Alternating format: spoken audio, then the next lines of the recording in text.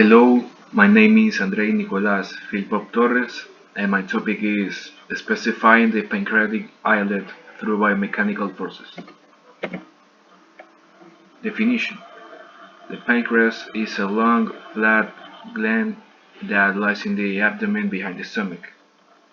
It produces enzymes that are released into the small intestine to help with digestion. It also contains clusters of cells called islets.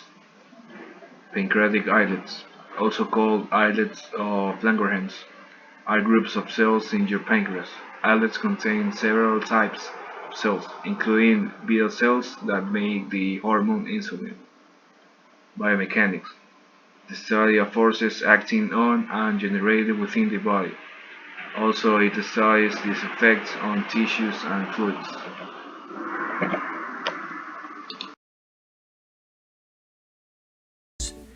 The pancreas is an organ located in the abdominal area.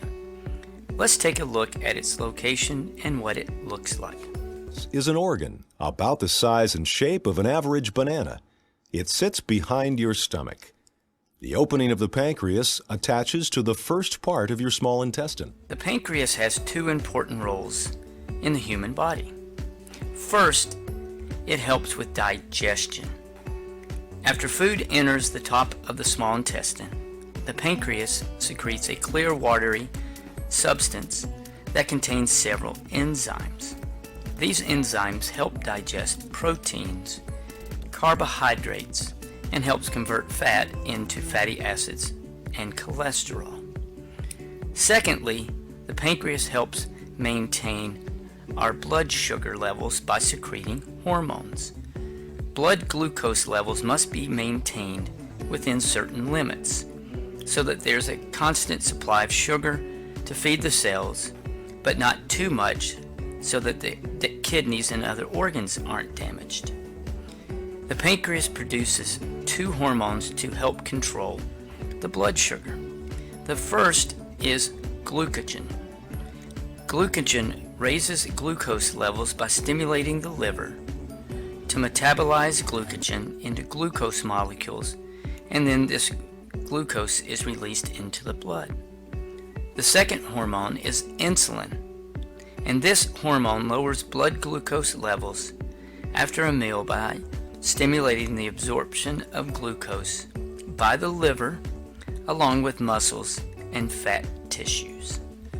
So the pancreas has two very important roles: helps with digestion and also helps regulate our blood sugar levels. Thanks for watching, and Moo Math and Science upload.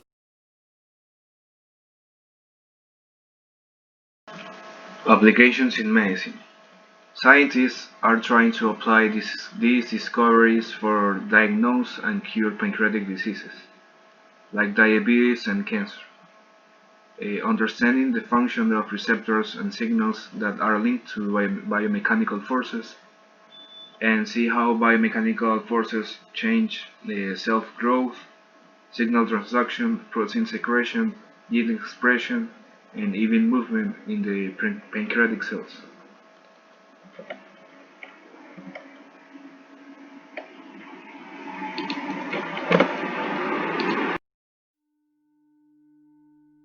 To develop a therapy for diabetes, we are learning to make beta cells from stem cells for transplantation into patients.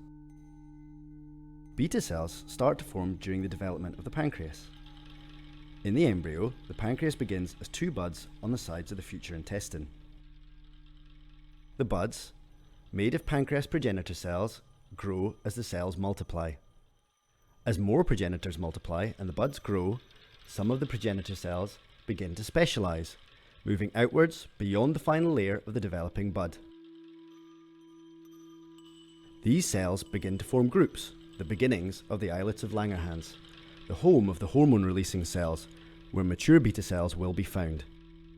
Other progenitor cells polarize, creating holes. The holes begin to merge, forming tubular branches. At the end of these branches, the progenitors begin to form a different type of specialized cell. These acinar cells release enzymes that will flow down the tubes to help digest food. As more progenitors and acinar cells multiply, The tubes elongate, developing the branched, tree-like structures found in a fully grown pancreas.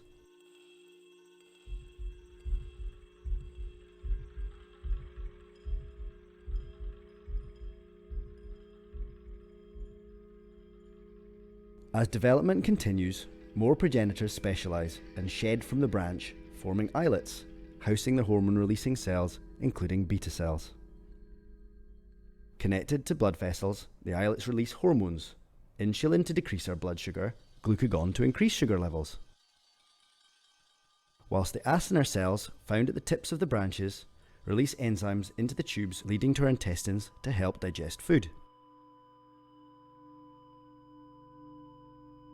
Understanding how the pancreas forms and how its cells specialise helps in understanding how to make these cells from stem cells in the lab, with a view to one day making beta cells as a therapy for diabetes.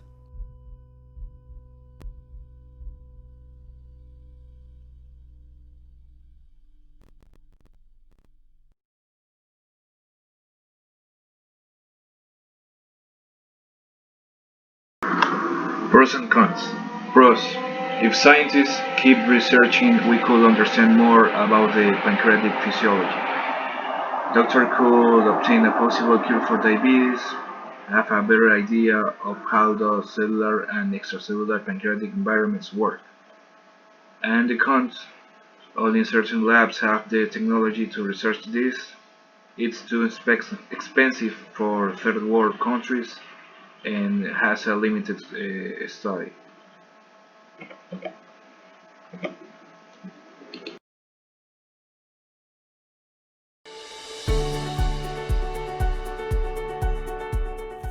I'm Dr. Alex Linus and I'm an Enterprise Fellow here at the Wolfson School at Loughborough University.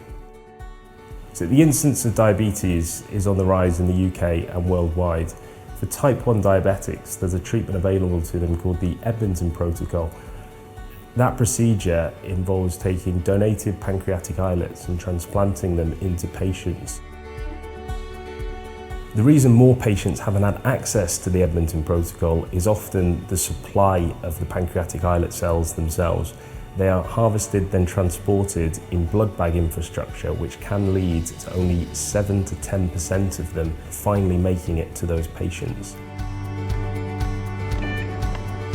What we're trying to do at Loughborough is improve that percentage and give more patients access to this treatment that could eventually lead to a life free from insulin dependence. The novel device that we're developing at Loughborough has constant monitoring of those cells during transplantation and innovative approaches to how they're delivered in theatre. The other big advantage with our system is it's a platform device, and we're hoping to use it on other compatible cell types and emerging technologies such as bioprinted islets and encapsulated cells. This work has only been possible due to the Enterprise Fellowship I've received from Loughborough University. As it stands, the device is now in the workshop. We're soon to transition it to the laboratory up at Newcastle University and their world-leading research group in islet transplantation. While working with Loughborough, we're working very much in partnership, working in their labs, using our own labs, and then hoping to move through into the clinical facilities so that we can really deliver this as a new approach to cell therapy for diabetes. The outcomes in the UK are already fantastic for hypoglycemia, so we can stop life-threatening events. The impact that we want is to make sure one transplant will get one patient off insulin for a period of 5 to 10 years. If we can sustainably get people off insulin, then we're at the next level of success.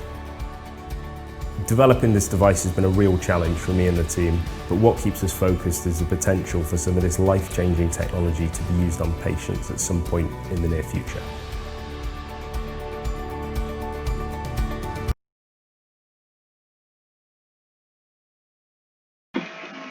Issue applied in Ecuador. We could benefit from diabetes research. Pancreatic islets are important mold systems to study. Doctors keep refining their knowledge and understanding of pancreatic cells. 1 in 10 Ecuadorians have diabetes. The probability increases between ages 30 to 50.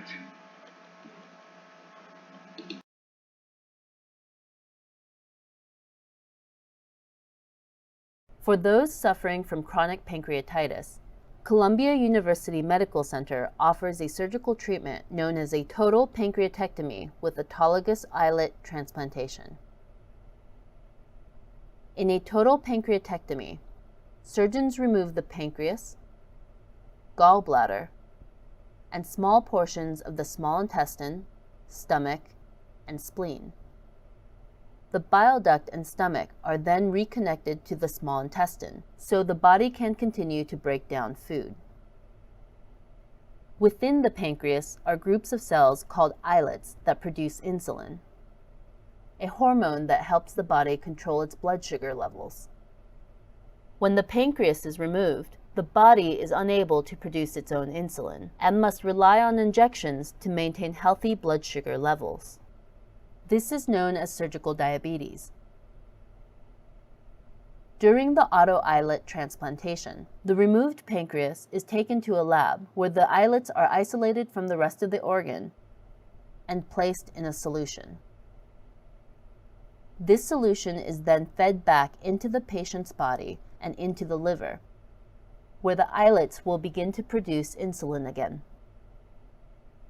While this combined treatment reduces chronic pain and may prevent surgical diabetes, it is important for patients to speak with pain management specialists, endocrinologists, and diabetes consultants about how their pain and blood sugar levels will be managed before and after surgery.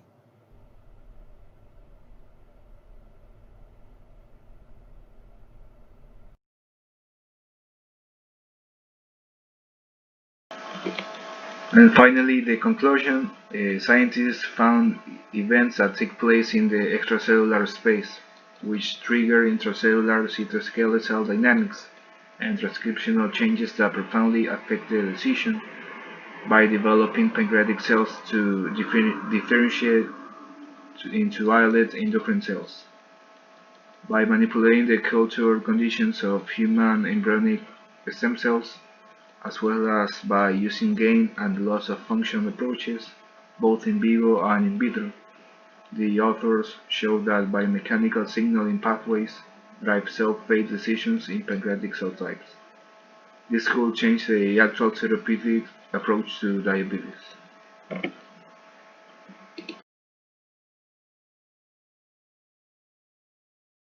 Pancreatic auto-islet transplantation is a procedure used to maintain insulin production and secretion in patients with chronic pancreatitis that are undergoing a total pancreatectomy, or removal of the entire pancreas.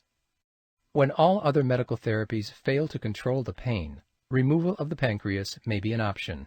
However, it can leave a person diabetic, which means that the body can no longer control blood sugar levels and will require intensive testing of blood sugar and injections of insulin. The pancreas is an organ located in the upper abdominal cavity, behind the stomach, liver, and colon. Within the pancreas, specialized clusters of cells known as islets produce insulin, which maintain healthy blood sugar levels. The pancreas also produces enzymes to help digest food. In order to alleviate pain and maintain insulin production, the pancreas is removed from the body, processed, and the islets are harvested. Once the pancreas is removed, it is placed in a solution and put into a machine where the pancreas is digested. The islets are then infused into the patient's liver. Within a short time, the islets are expected to start producing insulin. In 80% of patients, the pain from pancreatitis is relieved by a total pancreatectomy. Over time, some patients may be diabetic and will need to take insulin to maintain healthy blood sugar levels. All patients will take pancreatic enzymes to help digest food after surgery.